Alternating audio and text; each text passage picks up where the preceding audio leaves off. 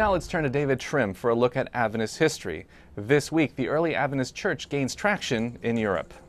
Welcome to This Week in Adventist History, a week notable for firsts in Europe and in publishing. On September 1st, 1887, the Swedish Adventist publishing house, founded by Danish-American missionary John G. Matteson, published its first book. Written by Matteson himself, it was titled Jesu Prophetioro, that is, Prophecies of Jesus, and was 328 pages long. Also on September 1st, but 2 years later in 1889, the Review and Herald Publishing Association opened a branch in Atlanta, Georgia.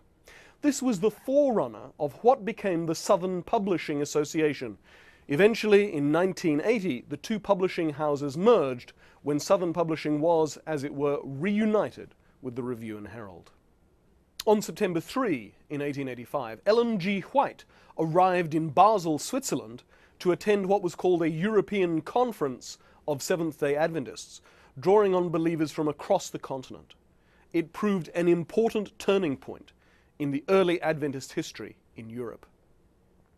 On September 5 in 1951, the General Conference agreed to pay half of the Review and Herald's costs in publishing Leroy E. Froom's monumental 4-volume history, The Prophetic Faith of Our Fathers.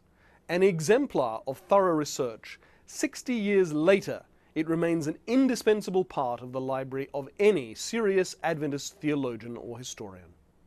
That was This Week in Adventist History.